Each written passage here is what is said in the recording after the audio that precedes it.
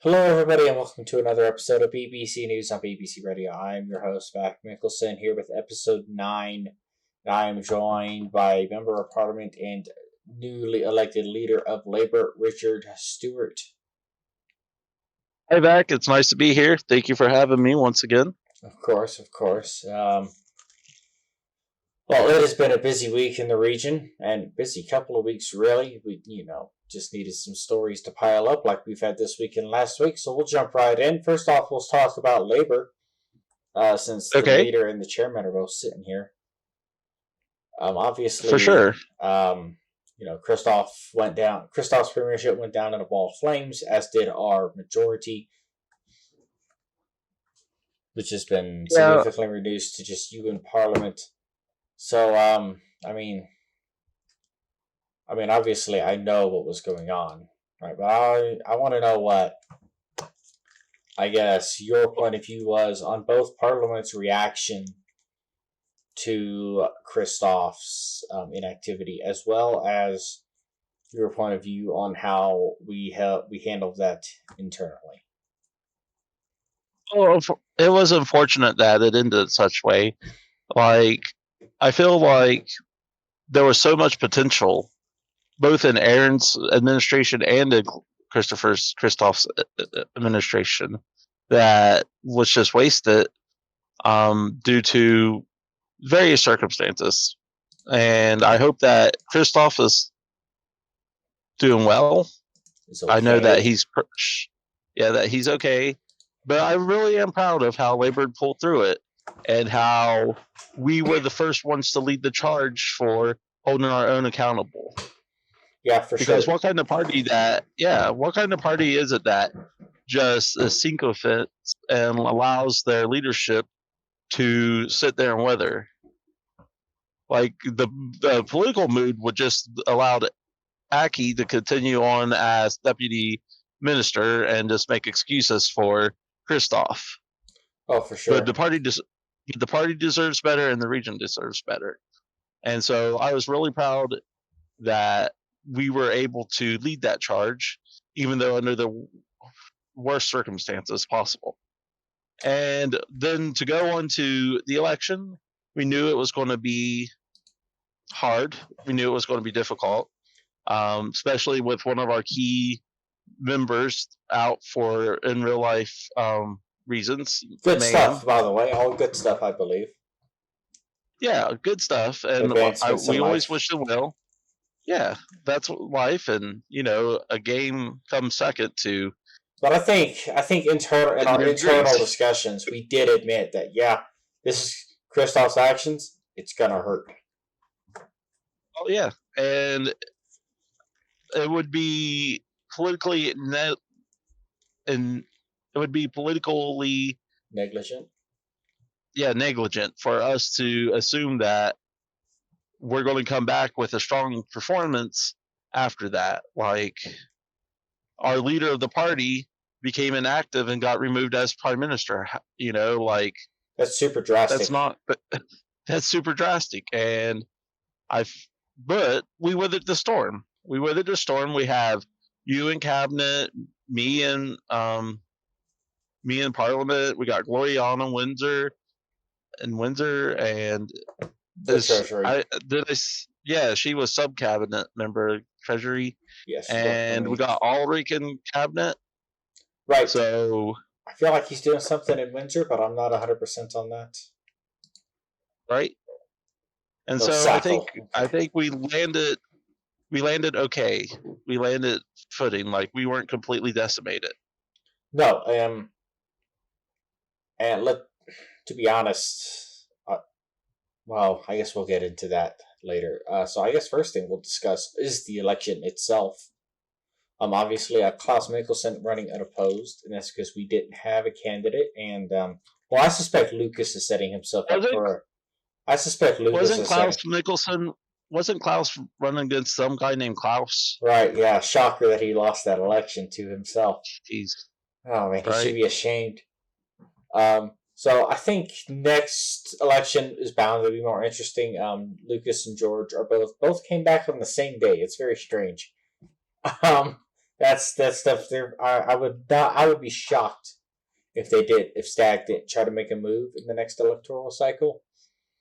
But Well, Parliament. here's the thing. Mm, Like, Stag, they set out the last two elections, and now all of a sudden they're getting back yeah, interested in the region and stuff. Like, it is interesting.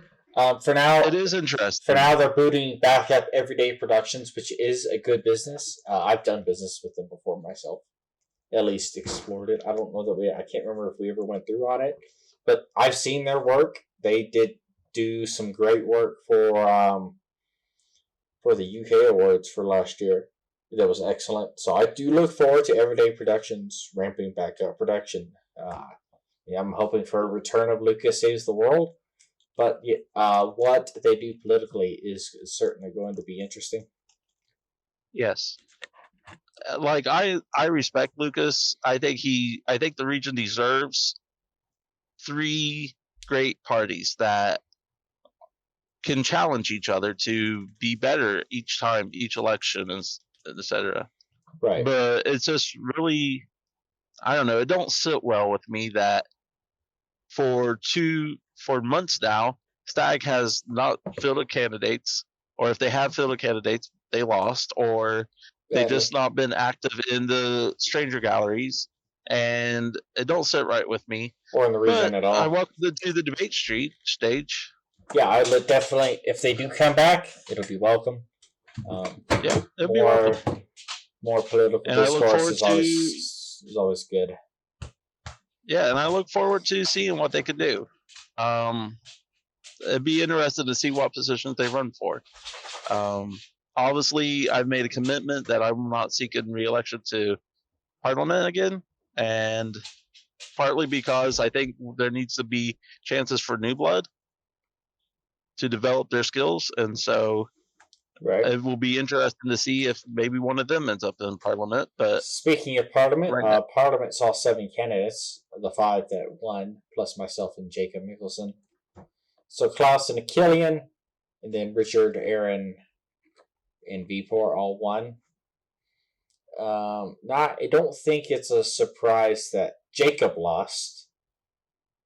He didn't perform particularly well when debating. I don't think. I was supremely disappointed in my own loss, but alas, it is what it is. I think you and I both knew that. I don't. I don't think we expected both of us would make it in. To be honest, I thought it would be be a the stretch. chances would be slim. Yeah, it would have been a stretch. Um, I mean, we all have our strengths and weaknesses, and we all are prepared to do different things. And maybe debating is not there for Jacob. He's a great guy, Like, I enjoy what he adds to the region, um, and maybe he'll bounce back because it's not about the loss; it's about what you do with the loss. Yeah, and maybe if he has a solid showing as the mayor of Windsor, and I had I'd almost like to see him run for CON chair. That election is actually right around the corner. So Yeah. And I had my doubts about him performing as both mayor and a member of parliament because Windsor is blooming and growing, and I think they need somebody dedicated to the jobs thereof. for sure. So we Yep, are a week in to the new term with correct. three Sinn Féin candidates, one UNCM, or rather not candidate but MP, one UNC MP and one Labour MP. You, I mean, without obviously disparaging your fellow members, right? With tact. What is your Right. take on the performance of the Commons thus far? I mean, right now we're just working through some nominations, taking care of some business, not really delving into policy or legal debate per se. Kind of, we're also taking care of some leftover unfinished business from the last term. Yes, So far, I think things are moving right along. We got two justices, one of them confirmed, and the other one headed to be reconfirmed. right. Yeah, and I think I would like to see more questions from the other members. Yeah. mainly because I want to stretch what we know about these candidates. Right. Obviously, with Constance, I mean, she is the law, and She is the and Senate. she is the Senate. So not too many questions to be had there because we pretty well know what way she would go in different cases and stuff. But Always good to keep her with claws sharp, though. right, and with Ruben, I don't know Ruben, just coming back from being away for so long, and so I just wanted to see what his take on the different judicial levers there is, like, and I guess to give him a little workout too, mental workout. I would like to One thing I really see. I would like to see him maybe take a little more priority in case assignment, though, so we can really see what kind of justice he actually is. right, and one thing I really can't stand is a confirmation where they just sell through. Like, even if you like the candidate, let's say me or you were nominated to the bench or to what to whatever confirmable position there is, I would expect questions to be asked, like, and I would expect you to ask questions about me and me to ask questions about you, how you would handle situations, so that not only would I be satisfied with the nomination, but that the region would be satisfied, so that they know what they're getting. All right, it'll be interesting to see how sharp the claws of MPs are whenever cabinet minister questions open, which I believe happens tomorrow, or in Right. PMQs as well. Right Uh, now, I don't really have any outstanding questions. Right now, it's just a matter of setting up and getting policy started and stuff. So I like to give an administration some time to bloom and grow and work out any kinks they might have before you really start yeah, moving in on them. I wouldn't expect any fireworks the first week, right? Obviously, we're still Right. most cabinet ministers spend that first week hiring their staff, fleshing out legislative or fleshing out priorities. I know I myself am just now putting the finishing touches on the budget, which Yep. should be out this week easily. I imagine there'll be some fireworks around there. Tell me about it. I mean, Everybody has their hands open, and you only have so much to give. So right. Well, I can tell you it's another surplus. that's Uh, awesome. Labor bringing surpluses back to the region. yep. There's going to be some different ways in which we handle, I guess, taxation of estates and businesses in Windsor. I worked out a revenue sharing agreement with the mayor during my meeting with him yesterday, in which any businesses and estates located within Windsor, His Majesty's government will keep half, and Windsor will get half. Okay. That will, of course, resulting in the actual fund that His Majesty's government has given the city so far. That is disappearing now. Instead, they'll be relying on the tax revenue, and so it's going to be up to them basically to grow that tax base on their own. There's no way to split gains taxes really for citizens of Windsor, because I would have to literally delve through every single post of every single citizen of Windsor to see where they posted. Yeah, that's too much. That would take weeks. Yes, and is it really even worth it? Not Is the particularly. question. Like, at the end of the day, would it be worth doing that? Not particularly. No. But it's basically going to result in Windsor, I think, receiving what did I tell Klaus? Uh, what did I tell Jacob? Let me go find my. It'll wind up being £6,100 basically that Windsor is getting off of that revenue. Oh, So nice. that's well above the £1,500 I was going to budget for them. Great. But And there's going to be some in basically His Majesty's government reform better than I thought it would. Granted, we didn't spend anything last term, but there is some increased funding across the board. There's going to be some changes to judge pay, to where they will receive a regular salary now rather than per case, because they could go months without pay, which they've they've in my discussions with the court, they definitely chafe at. Nice. The electoral, I floated the idea of the same thing for the electoral commissioner, but he doesn't have the same issue the judges do. He has steady work. Right. He is going to see a pay cut. He is the only one him and the prime minister are the only two receiving a pay cut, simply because he got extremely expensive last month. I won't say exactly how much his salary was for last month, but it exceeded £2,000 for just the electoral commissioner. Right.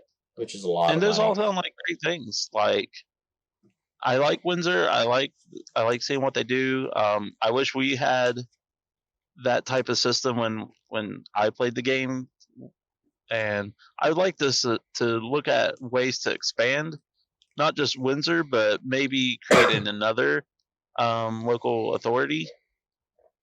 We'll see. I think Windsor still has room to grow. Yeah. Just something to create a little competition, you know? Yeah. And the other major difference to this budget is of changing the grants. There's going to be a 2-tier grant system for businesses based on how much revenue they've generated to encourage them to actually try and generate revenue instead of just whining about £200 a month in fees, which they can make up by making 4 posts themselves in their own business. Oh, and I'm cutting archival fees. Archival fees are receiving a cut. This all sound like solid policy. I imagine, though, that there'll be tons of questions when presented. Yeah, I think I know I would probably have a few. V4 is certainly going to chafe at me not changing the fees themselves beyond the archival fee. Let's see, as it stands and as it's been for, I think, almost the entire year, if not beyond that, a business archive will cost £1,800 and an estate archive will cost £2,000, when they're both going to be cut down to £1,200. Because that is quite steep that is quite a steep punishment for inactivity. But I think £1,200 does still kind of prod people to keeping that and using it. And it is still like, do I really want to have to pay this if what I want to do with this doesn't pan out? Right. I think that at that price tag, it still is. That is still in the back of someone's mind without being overly punitive.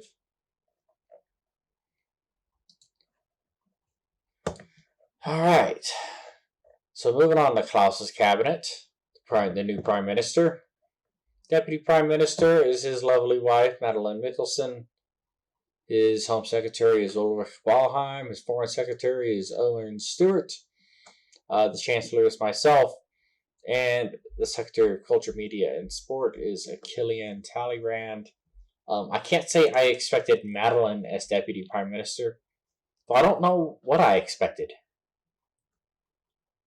in that role. Certainly a surprise. Same as her appointment to the Lords. That was also a surprise to me. Say that again? Her appointment to the Lords was also a surprise to me. Yes. I'm not sure. Like, I don't want to question his Majesty's. Well, I'm not questioning it. I'm just saying I didn't see it coming. I think most of us saw Silverstep's appointment coming at some. Really, I think Silverstep's was the only one we saw coming out of the Lords. Right. But I think Foreign Secretary and myself, I think those were both pretty standard. I don't think anybody was truly shocked by those 2 cabinet appointments. I guess when you're trying to select a deputy, you want somebody that you can trust and somebody that you can count on if something happens to you, or more important than ever these days. And I say Madeleine makes sense in that if you're looking through that lens. Right. Like, you don't want to. It wasn't a political. It doesn't seem like it was a political decision. It was more of a what can set a good steady course if something happened. Right. Right. Yeah, I've never thought of Ulrich as somebody to fill the Home Secretary role, but I'm sure he'll do a great job. He's well experienced in the region. Yeah. Home Secretary and Treasury Secretary are not the easiest roles. No, let me tell you. No, they're like, I mean, all cabinet ministers do work, but those two positions, they have almost daily tasks to do. I did not have a weekend last weekend. Right. I was doing taxes. So then I think Ulrich's a good choice. I like to see what he does in that position. No, I don't think anybody that is a position that requires a good, solid work ethic, which I don't think anybody would question Ulrich's. I mean, he's already started off a little hotter than the Home Secretary did last term, right? Can't come out swinging with Citizen of the Month, which was a disaster. That was very hard to keep up with. Just nominations back and forth, including it was just interesting, right? Let's see, I don't think Jacob particularly read it all the way through, but then there's that was just a mess overall. But the moment Aki got tossed in there, I'm pretty sure that was a done deal. He wins whatever poll, and he win. Not that he didn't deserve it. He did a great job of not allowing His Majesty's government to collapse in the absence of Christoph. Though I think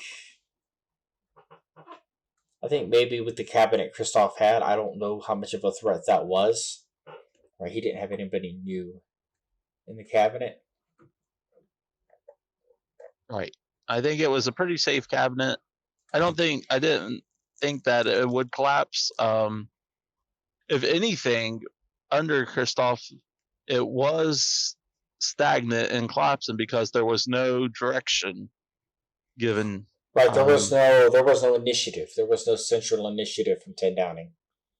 Yeah, it was all the different cabinet. If anything, it was kind of the opposite effect where Alki came in. Yeah, Aki came in and stabilized something that wasn't happening in the first place. So right. So basically, his leadership. So basically, what wound up happening last term is that I think all the cabinet offices were just kind of keeping the trains running and doing what was expected, simply because we didn't have an initiative to work towards as a team. Correct.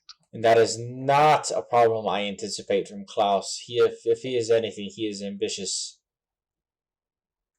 Right. I do suspect he'll make it the full 70 days as well. Which would be the first since I've been back.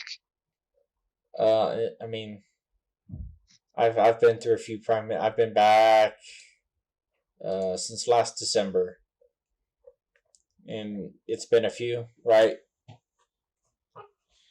Because first of the year you had Owen Stewart, who did make it the full year or the full term, and then you had Christoph, who made it about 5 seconds. And then you had Lucas, who made it, 2 terms in a row? I think so. And then what we have now. All right, Aaron making it about 2 seconds. I think Christoph making it about 5.5 weeks. 5 seconds. About 5.5 weeks. No, his first premiership was quite short. It was like almost as soon as he got elected, he was just gone. Interesting. Yeah, I know. Well, I mean, I know when we were discussing who should run for parliament internally, there was questions raised about his previous premiership, and I just go back to we're a region of second chances, and we should give that second chance. Sometimes it works out, sometimes it don't. Unfortunately, right. I think if he comes back, I think the region will be happy to have him serve in cabinet. They'll be happy to have him serve in the Commons. I don't know that he'll ever get a chance as Prime Minister again. At least not for a long time. Not for a long I time. think, yeah, I think you would have to see how he works in Parliament and other positions before he could be entrusted with the premiership again. And that's going to be a while. If he ever comes back. Hopefully, at least 140 days, or 2 terms, if he comes back. Yes, Yeah. and I hope he does. I hope he does, because he did have a positive contribution to the region. Yeah, he was in. Yeah, he was good. He was good in the Chancellor's office. He was good in Parliament. He was good for labor. We had a lot of growth under him. And so, He like I logged said, on 2 days ago. we should welcome him back if he comes back. And I'm not saying we should act like nothing happened, but we should welcome him back with open arms and see what he can do from there. Yep, definitely. You never know. Give him the chance to earn his way back in. Right. So I know some regions used to be that if you mess up, then That's it. That's it. You were hackled. If you tried to come back, they would be like, "Oh, it's you again." Yeah. And I don't think we should be that region. No, that's just rude. Just look at me. Right. I feel like the region gave me a second chance, and I'm pretty sure. I think most people would agree I've had a positive impact on it internally. I believe so. Yes. Yeah, I believe so. I don't know the circumstances surrounding that situation, and I don't really care. Don. It hasn't affected me. Long story short, Don. Completely makes sense when you add him into the equation. Yeah. But I think it's a good cabinet. I think that Klaus is. I mean, he's a stable. I think he's stable. I think he's going to do good. And so, when he was running in the post, I didn't foresee anybody that could oppose him. Right out there. When he and I were discussing the cabinet, and then he and I were discussing my chief secretary, and I said, "Oh, Gloriana," and she was actually his first pick for culture. And he and I discussed it, and he was like, "Culture is very plug and play. Pretty much anybody can run culture. It's not that hard, right?" Well, gee, thanks. There's I like to think that some is better than other. There's less than 5 people in there's less than 5 people in the region who are not in non-political roles at this time who can presently run the treasury, I believe. Right. I think it's important that we train. He decided it was more important to get a specialized role to widen the talent pool. Mm-hmm. And I wasn't disparaging you, by the way. It's okay. I mean, it's not a role that... Culture is known as a new person's first cabinet post, though, right? I mean... Right. Was it yours back in the day? I don't remember. I'd have to look at my CV. I know that I served as foreign minister forever, it seems. I think mine was only foreign. Because it's kind of a cultural, like foreign, at least in this time, at that time, foreign and culture was kind of linked together. Because as culture, you were in charge of the BBC, and you were putting together weekly culture was your first. You were culture for the 22nd, 23rd, and 24th premierships. And then you moved into foreign for the 26th. Sounds about right, but I did not know you were the director of MI5. Correct, I was. You got any cool spy stories? None that I can share. If I told you, I'd have to kill you. Copy that. Same here, buddy. It's just different region. Right? But yeah, I was secretary or director. I feel like I've been everywhere. I think I was Home Secretary once and Attorney General, and You don't have Attorney General on here. You do have Home Secretary. I mean, you were two hmm, thing. hmm? You were two things in the 25th premiership. What's the other one? Home and foreign. Home. Oh, I don't. I think one of the two prime ministers didn't make it though, because that was Andrew Fraser and Via Volps. Probably. That would Yeah, make sense. Andrew Fraser was always a little flaky, I think. Well, so was He was a Via. good bloke. He was. He was good. I don't think Via was.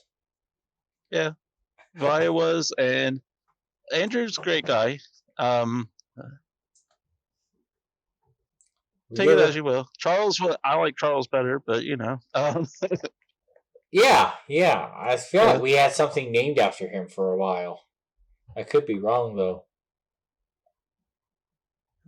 But I need to do one of so these. I mean, I think I've been deputy prime minister, and I mean my CV can go on and on. I need to go back and look at the AG because I was attorney general for at least 2 terms. Yeah, because Not that that we was had anything major going on. that was one of Like I those don't think I ever positions. tried a case. One of those positions where only a handful are qualified, right? Right. Just why we don't And even like have I one. don't think right. Like I said, I don't think I ever tried a case. In fact, I know I never tried a case. I've never appeared before the court in UK. You gotta say, the best attorney in my opinion right now is William Cavendish. He fought He's done off good so far. he fought off my lawsuit, and that was against Silver Steps. That's no joke. Nope. And her and Lucas, they were. I don't know how much you were paying attention, but they were persistent. Literally every I single. was at arm's length. Like I was paying attention to the broader arc of the lawsuit rather than the snip back and forth of the lawsuit. Right, she made that last motion, Silver did, and everybody, me, Klaus, everybody, we were like, okay, really? And she was like, all right, fair enough. If this goes against me, I'm done. You're like, thank Right. God, I'm tired of paying my attorney. I mean, I only paid him once. Best £900 I've ever spent. So there you go. Yeah. Maybe he has a legal career ahead of him. Maybe he's headed for the bench eventually. You know, I did mention that to him not that long ago in Discord, and he completely rebuffed it. He completely ignored it. So. Well, I mean, it's a long way to the bench. It is. So somebody's gonna have to die first, I think. So, in a matter of speaking. Yeah. Probably JST. So or Constance. It's a long way to the bench, but if I had to make a short list of people who could potentially be jurists, I really think that he would be on that list. You know, I would say Silver would be on that list, but willingness is part of the. Willingness is a qualification. I think Silver wouldn't like to be her hands tied like that. Well, she wants to get down and dirty in the trenches there in the courtroom, and she can't do that as a jurist. No. Okay. But it would be interesting. I would like to see. Good Lord, could you imagine Silver and Constance working on the same opinion? It would go for pages. It would be like a real life opinion. Because there are some long opinions out there. I would have to rely on the stranger gallery to determine what they actually said. If that ever happened, we would have to pass a TLDR law. You know, that wouldn't be such a bad thing to have at least a summary. Yeah. So.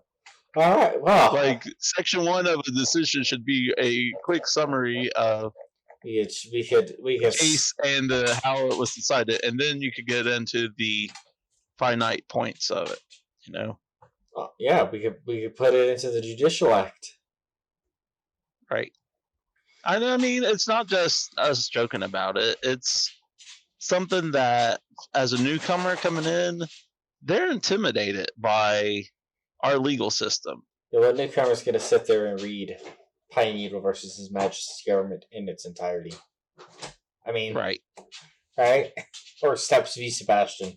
Who's going to sit? I'm not going to sit and read that, though I had the privilege of being able to see it in real time.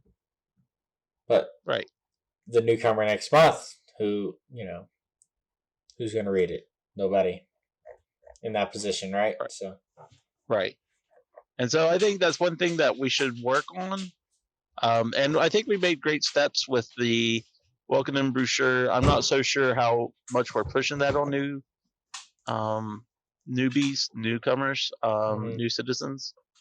But at least it's there, like at least it's there, and it's something that we can point to when not needed. Yep.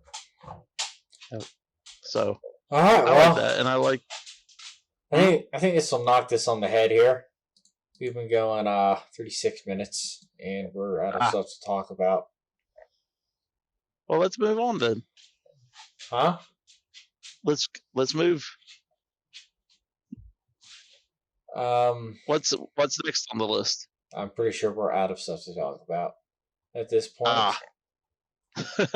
Well, so just to sum up that there's a very special secret guest next week. Ooh, that you all need to tune into. I'm not even going to tell you, Richard.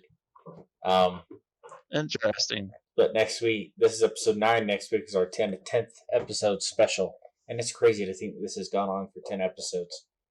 Or 9 episodes so far. Well, I'll be excited to see who the secret guest is. It's a good one. All right. So without further ado, from myself and Richard and everybody at the BBC, so long and good night. Good night.